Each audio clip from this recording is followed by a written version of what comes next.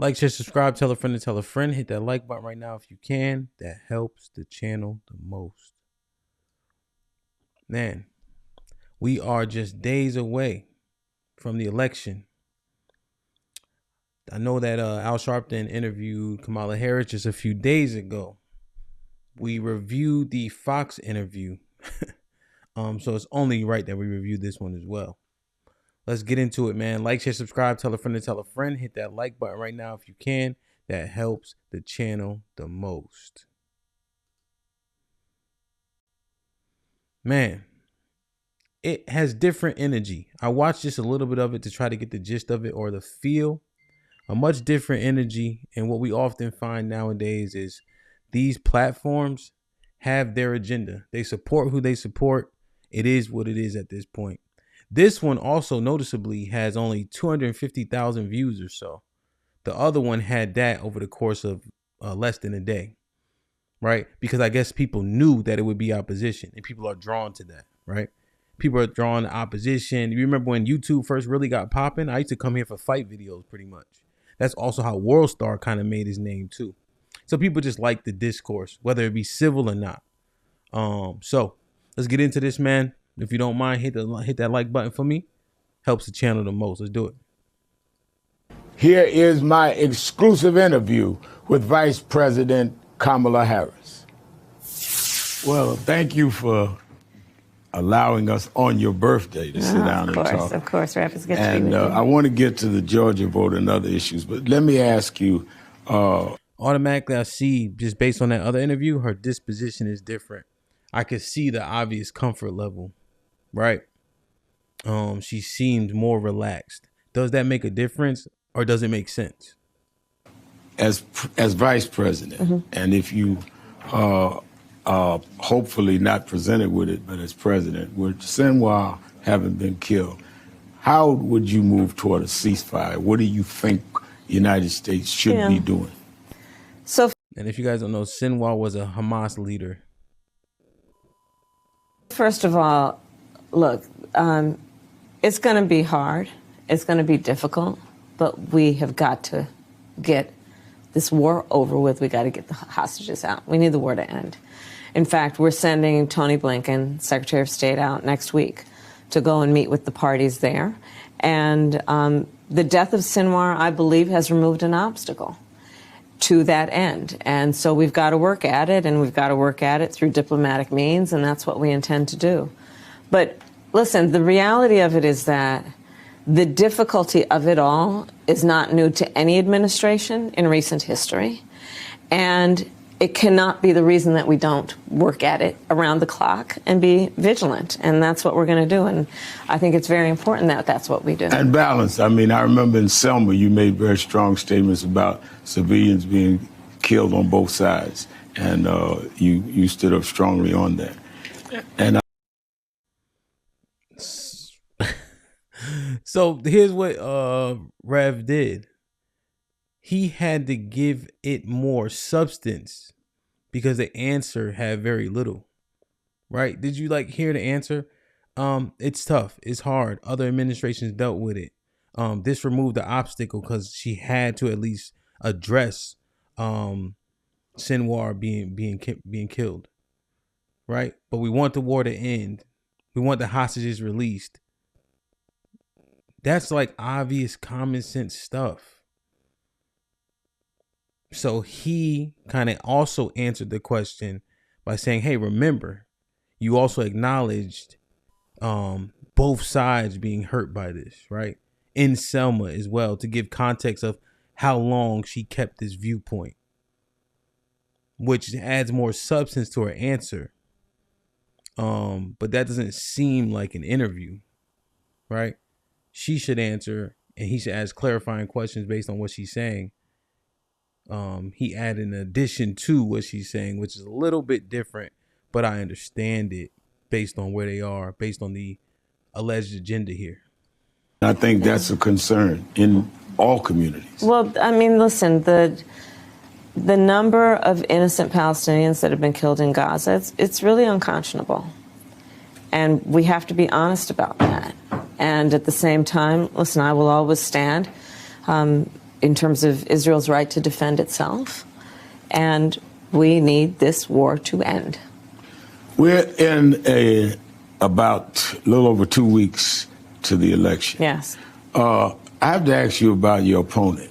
He used a very ugly term about you last night, using the S word as vice president. And how do you react to this kind of street talk from someone who wants to be president again, that was president a long time? And I know you have thick skin, but I'm not asking you as a person, because I know you're used to that.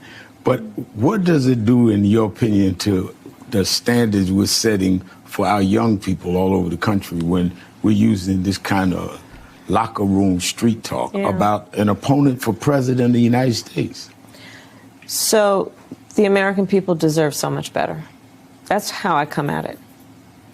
And to your point, the president of the United States must set a standard, not only for our nation, but understanding the standard that we as a nation must set for the world. You know, we as representing the United States of America walk into rooms around the world with the earned and self-appointed authority to talk about the importance of democracy, rule of law, and have been thought of as a role model, imperfect though we may be, but a role model of what it means to be committed to certain standards, including international rules and norms, but also standards of decorum. And what you see in my opponent, a former president of the United States, really is, it demeans the office. And I have said, and I'm very clear about this, Donald Trump should never again stand behind the seal of the President of the United States. He has not earned the right. He has not earned the right. And that's why he's going to lose. I remember 1972. I was 17. Okay. I understand her premise there, that we need to be an example. I don't feel much impact, but I understand that that type of conduct would be unbecoming for someone taking the presidential seat or office. Going on 18, I worked as youth director for Shirley Chisholm's campaign for president. And I was stunned that some of the backlash she got were from black elected male officials saying they didn't want to support a woman. They went with other candidates. I think it was George McGovern. And I hear these people talking about black men that are pulling away from your campaign, though I've not seen any real evidence of that. Do you think some of the resistance of some men, black and white, is misogynist? And are you proud to see that most Americans, even being polled, have no problem supporting a woman at all? And I'm one that lived from Shirley to Kamala in terms of these campaigns. And I have. The question comes across as disingenuous, considering you had Ricky Smiley, Magic Johnson, D.L. Hughley, literally President Barack Obama, literally coming at black men, trying to make sure they push and coerce them to make sure that they vote for Kamala, using several different tactics and talking points to try to skew that voting demographic to stay with or to vote for Kamala directly. So I see the question is disingenuous because there wouldn't be these efforts if there wasn't merit to the fact that black men are questioning whether or not they should vote for her. Right? So I don't think that's fair. Also, I hate when terms are misused. Misogyny would be the extreme hate for women. That doesn't make a lot of sense. Well, how does that resonate if they're just not voting for her? Now, chauvinist may make a little bit more sense, right? If they assume women have a place and it's not to lead, but that's not an extreme hate. That would be lean more into chauvinism, traditionalism, hierarchy, especially biblical hierarchy. So I think that that's more appropriate, right? But it's also not as provocative to say chauvinist as opposed to misogynist either. But kind of like how that was phrased, but let's see what she says. I have an emotional reaction to you raising the point of Shirley Chisholm, because it is on her broad shoulders that I stand, and so many of us stand. And we have come a long way, to your point, and on your specific point about including the fact that I have the support of countless black men who are in elected positions, including I'm just this afternoon and 2 church visits today with the mayor of Atlanta. That being said, I think that you are absolutely right, that there is this narrative about what kind of support we are receiving from black men that is just not panning out in reality in terms of when I go to last night Atlanta and had, I think, 10,000 people at a rally. I will also say this, Rev. I am very clear. I must earn the vote of everyone, regardless of their race or gender. And what can be frustrating sometimes is to have journalists ask me this question as though one should assume that I would just be able to take for granted the vote of black men. I think that's actually an uninformed perspective, because why would black men be any different than any other demographic of voter? They expect that you earn their vote. And that is why I am talking and presenting my policies in a way that are, of course, for all Americans, but I will also speak about the specific impact that I can see it having on different demographics of voters. Well, we're talking about black men. Okay, she acknowledged it. I can accept it. And let's talk about blacks in general. Yeah. Because one of the things, I've been on a nonpartisan tour at National Action Network. Yes. And Central Park 5 Yes. and others. And one of the things that reporters ask, and we don't get it from the audience, is what about the Kamala the cop? And I said, well, I knew her as DA. Right. You and I go, that she was one that wanted people with marijuana arrest not to go to jail. Exactly. And the Attorney General wasn't even under your purview. I mean, do you think that this is orchestrated, that they're trying to find some way to separate you from some elements? Because you used to be attacked for being too progressive as a district attorney. I know. You know what? Here's the thing, Rev. We are, as of today. Okay. Again, I'm not going to be too heavy-handed on the fact that the questions are leading to a place.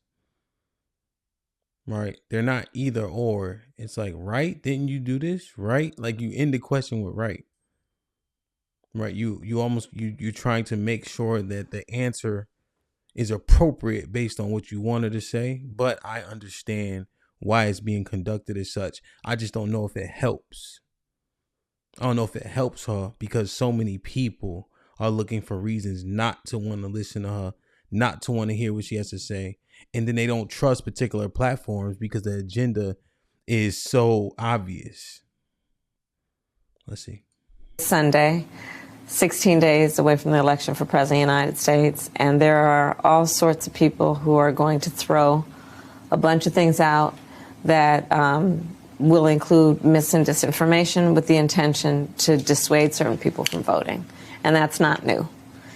And so that is why I'm spending time in all communities to make sure that they hear directly from me so they can judge for themselves in a way that is unfiltered. And I'm going to continue doing that. I am leaving nothing on the field in this election, leaving nothing on the field. So I sit with you this afternoon after visiting 2 churches today, this Sunday morning. Yesterday I was in Michigan. Tomorrow I'll be in Pennsylvania, Michigan, and Wisconsin. And I'm leaving nothing on the field. The black vote is important, but Georgia's important. Yes. Wisconsin's important. Yes. And how do you, as you go, dealing with your economic message? Mm-hmm. I know a lot of people that call my radio show that says, well, what happens, how does this impact my pocket? Yeah. I don't know what you mean, Reverend Al, with inflation reduction. I don't know what infrastructure means. Right. Share with our viewers on what has impacted them and what a President Harris will do that understands what needs to go in their pocket, not the Beltway language. So it's a very legitimate and important question. I like this question because he asked for layman terms, because people don't understand the the definitions of such terms. People really don't even understand inflation, but we hear it so often. So I like this question. The voters asked that we should respond to on the affirmative without waiting for the question. So, for example, how will it affect individuals?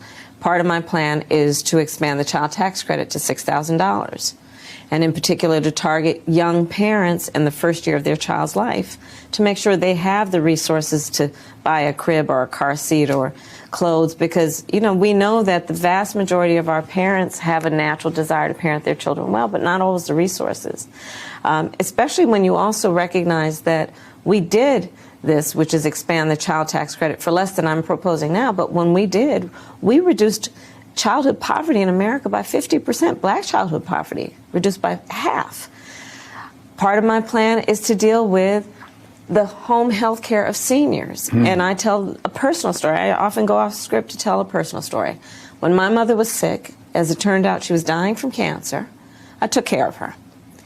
And to take care of an elder relative means to try and cook something they feel like eating or can eat.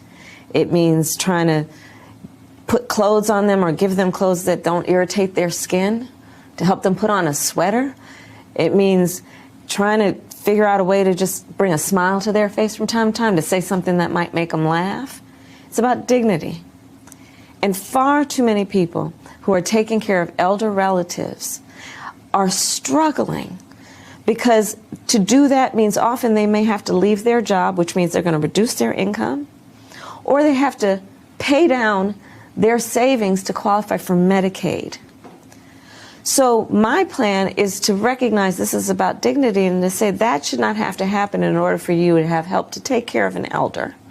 We're going to have Medicare cover it. And I think about this issue also in the context of people who are in the sandwich generation. And that's what we call people who are taking care of their young kids and their parents. Wow. And Let me let her finish. shouldn't have to think about leaving their job or losing all of their savings in order to apply for Medicaid. These are examples. I talk about what I intend to build, which is an opportunity economy, which in large part understands the vast majority of Americans have ambition, aspirations, they have an incredible work ethic, they have dreams, but not necessarily access to the resources that allow them the opportunity to achieve their goals. Unlike my opponent, who thinks about the world differently, I think informed in large part by the way he experienced life, having been served $400 million on a virtual silver platter, which he then filed bankruptcy 6 times.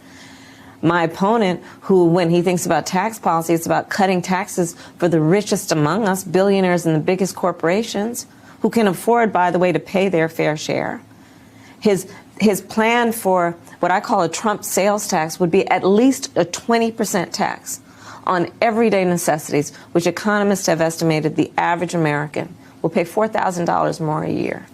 So when asked this question about how will this affect my life in terms of a voter worrying about the fact that, look, price of groceries is still too high. I get it, they get it. And what are we doing to help them actually get through life in a way that they're not just getting by but getting ahead? We have to have specific policies that do that. And that is what I offer under what I call an opportunity economy approach. But Donald Trump is offering something very different, including what he's talking about in Project 2025. And I'll tell you, from the biggest rallies I do to church services, people know what's in Project 2025. That's right. They know that it would allow corporations to basically stop protecting the right of workers to have overtime pay.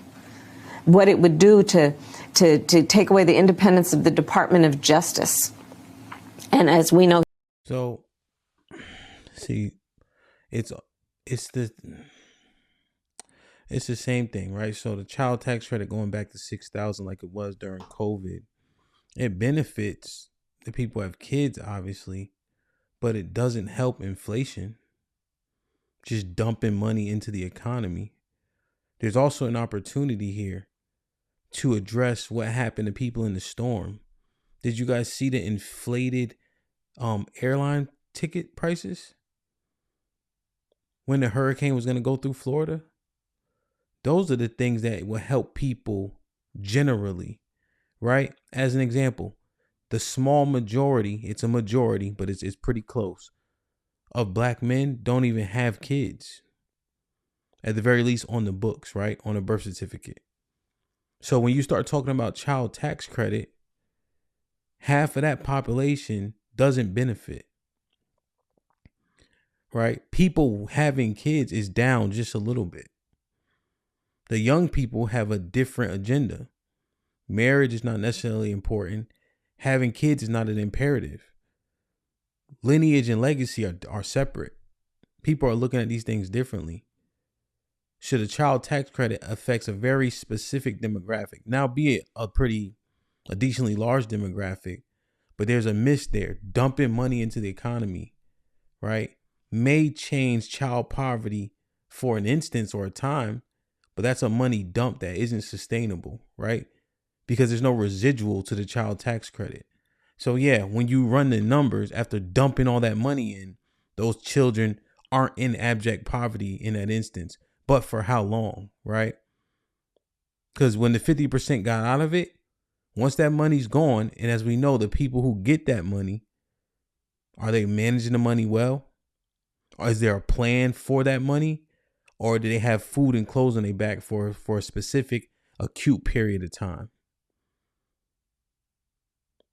So I hear that stuff. I understand it. I have kids, so I can see a direct benefit, but I don't see a sustainable one. I don't see it effectuating change. Opportunity economy sounds dope. I just want us to be careful with things like, because someone has a dream, we invest in it. We see that too often with the different sports players who, your cousin, your brother got a dream. They want to open a bar or club, and it never manifests into anything, right? So many businesses close. So I just want to know what the vetting is to invest in people and create an opportunity economy. Because if the money just wasted, somebody got to pay that shit back. It's not free, right? This has come out of somebody's budget, and it's usually the taxpayers. It's always the taxpayers. So those things like that sound good, but when you're a person paying in, us in the middle class who really don't get a break either way it goes, those things sound cute, but until we have to start paying for them. So now we got to see, like, how does this actually manifest? He intends to use it to attack his political enemies. People are very concerned by what Project 2025 would do, which is to get rid of public servants who have dedicated their lives to doing public service and instead putting loyalists in these various agencies so that he can have them bend to his will instead of do the work that is in the public trust. Last question. Yes. I'll go back to where we started with Shirley Chisholm. Mm-hmm. Today's your birthday. Yes. And we all reflect on our birthdays. When you guys get a chance, go look through Project 2025. Just go look through it. I gotta finish it, but go look through it when you get a chance.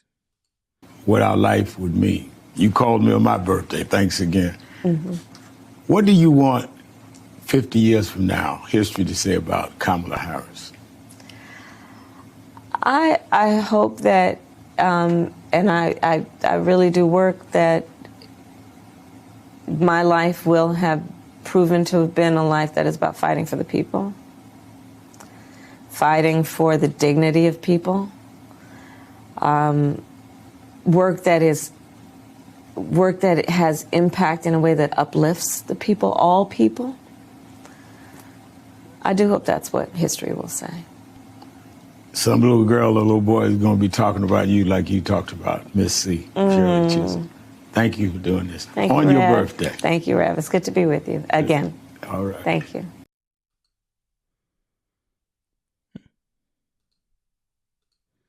What y'all think, man? I mean, obviously it's a softball interview. She able to grandstand, get her shit off, right? Say what she needs to say regarding her opponent, right? Put the narratives out there that she thinks are going to be most effective. Answer questions pretty superficially, I would say. There was a couple things that would buzz into people's ear. Child tax credit being $6,000. That's a huge come up, pure lick. Guaranteed $6,000 for each child you have, regardless of how much money you poured into the taxes in the economy that year. That's a lick for sure. So I get it. That'll perk ears, It's easy. Opportunity economy sounds good, Rev even answered a few questions for her. So shout out to Rev for that. I don't know, man. I hope I don't know. I don't even know what I hope. The game plan doesn't resonate well with me per se. But I understand why this is a move that needed to be made, especially based on that Fox interview that simply didn't go in her favor. So this puts her in a positive light, answering questions seemingly matter of factly. I kind of don't like how she starts. She's like, I hope. It's unsuredness, right? How should they remember you in 50 years? You should be direct, right? Regal in answering that question, right? And I may start with God willing, but I'm not going to say I hope, right? It's a little bit meek for me, right? But the environment allowed for it, right? This was easy, calm on her birthday, giving her flowers, making sure to answer the question before she answers, to paint her in a good light. Maybe things that people didn't know, especially when she was a district attorney and things of that nature, U.S. attorney. So I get it. I just wonder how effective it is for the people that are on the fence. Interesting. I love y'all. I appreciate y'all. Be safe and do the right thing, man. Like, share, subscribe. Tell a friend to tell a friend. And I'm out.